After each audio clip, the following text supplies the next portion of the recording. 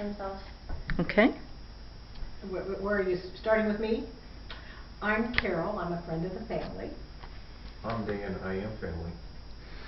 I'm Curtis, and I am a friend. I'm Kay. I'm acquaintance. And I'm Richard. I'm a friend of the family. Okay. And my name is Alyssa. I'm going to be giving a speech on how to prevent abuse on the elderly in nursing homes. Have you ever wondered, which nursing home should I put my family in? My parents, my sisters, my brothers? And how to prevent the abuse that you hear on the news, that you get phone calls about? Well, I'm here to help you prevent that.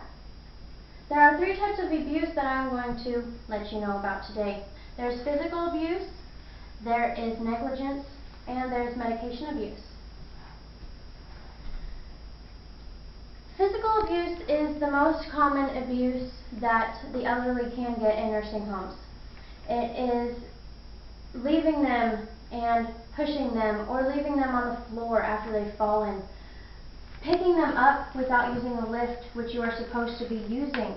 When I worked in a nursing home, the nurses, the aides, they would pick up the residents off of the floor and put them in bed and not even write a report about it, so nobody knew.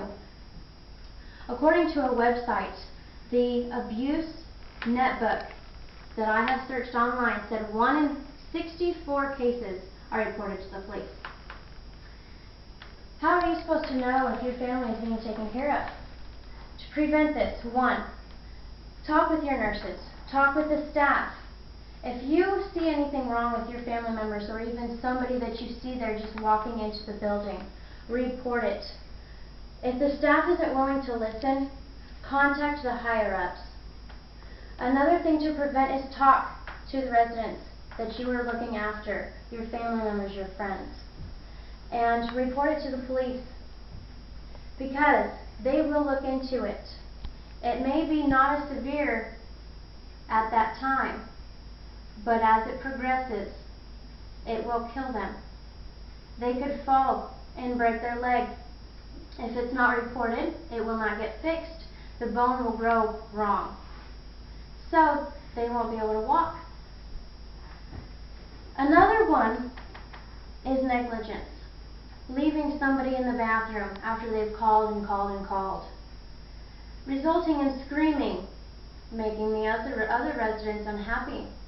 In a nursing home I worked in Garden City, Kansas, the aides did not want to take care of this one specific resident because they thought she could do things on her own.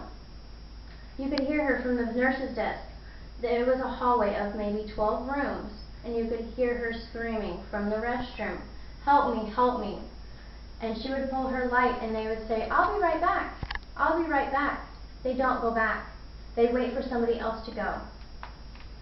Negligence isn't as easy to spot. They are depressed already because they are in a nursing home. The residents, they may not say anything because they're scared of getting in trouble. One thing that you can do to prevent this is talk. Talk with the resident. Visit them often. A lot of family members, they think that their family is okay. They're not. I'm here because I worked in a nursing home and I saw all of the horrifying acts that were being taken. And I tried to do something about it. Nobody would listen to me. I was just a bothersome because I was new. Everybody was working there before me and they were doing everything okay. Once state came in, they did everything perfect. Once state left, they understaffed. They didn't take care of them. They neglected them in the hallways, in the bathrooms. Another one is medication errors and medication abuse. CNAs and CMAs nowadays are younger, starting 17, 18 years old, freshly out of high school. Some of them, their background checks may be fine, but a lot of them may be addicted to pills that the elderly are taking. A lot of them cannot speak for themselves. They cannot talk. That is why they are on the medication. Some of them have dementia.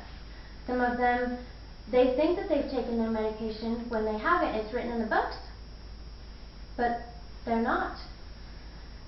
Some residents may have a medication given to them wrong. The aide may be scared of telling, losing their job.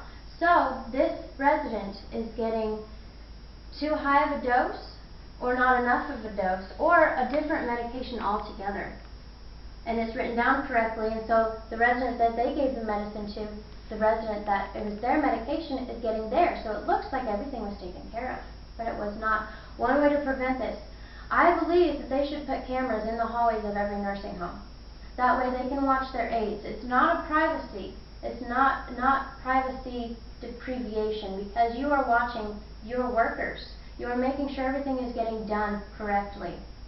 I believe that the state should look into it a lot more than just saying, oh, I'm coming this week, so everything is perfected, everybody is trained correctly, everybody does everything right. Because when I worked in the nursing home, from experience, they said the state's coming in 2 weeks.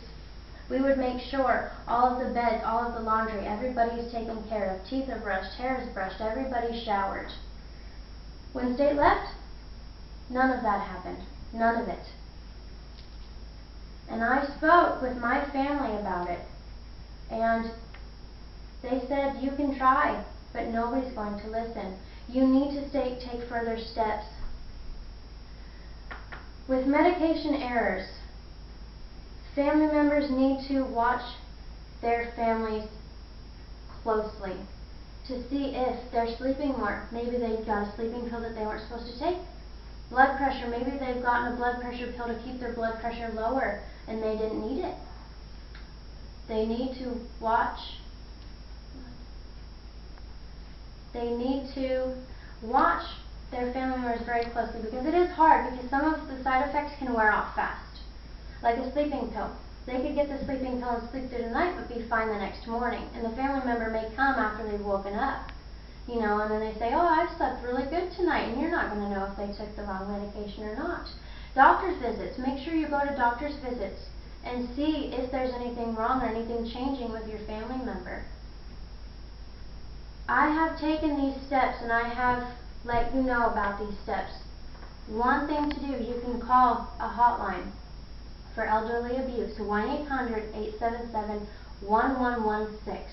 And that is an abuse hotline that you can call for any abuse, any type of abuse that you see or suspect, not for just your family members, but your friends' family members, or even a stranger you don't know, because if you do something about it, you can help.